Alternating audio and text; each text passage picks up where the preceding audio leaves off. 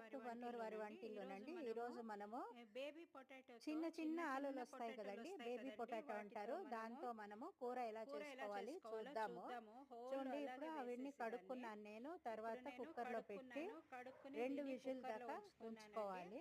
2 2 whistle whistle దాకా అయినాక ఉంచుకుంటాను నేను. ప్రెషర్ అంతా 2 పోయినాక విజిల్ తర్వాత ఉడికింది మనము అయినాక ఈ తర్వాత చెక్కంతా తీసి ప్రెషర్ పక్కన తీసేసి ఉంచుకోవాలి. అవన్నీ తర్వాత కూడా మనము బాణట్లో స్టవ్ చెక్కు పైన నూనె ఉంచి తీసేసుకోవాలండి. చూడండి ఇప్పుడు అందులోకి ఉడికింది ఆవాలు, చూపిస్తున్నాను. జీలకర్ర చెక్కు అన్నీ తీసేసుకుని వేసేసేయాలి. తర్వాత అవన్నీ స్టవ్ పైన వేగగానే నూనె మరి మనము ఉంచినానండి. కొద్దిగా కరివేపాకు చూడండి వేసి ఇవన్నీ తర్వాత వేగినాక ఉల్లిగడ్డలు, ఇప్పుడు మనము టొమాటోలు కొద్దిగా కరివేపాకు అవి వేసి వేసుకుందాము. బాగా ఉల్లిగడ్డలు, టొమాటో, వేయించుకోవాలండి.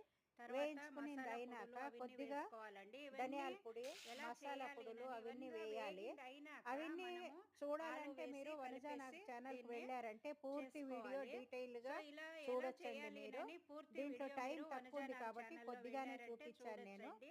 చూడండి, థ్యాంక్స్ ఇప్పుడు ఫర్ ఉల్లిగడ్డలు వాచింగ్.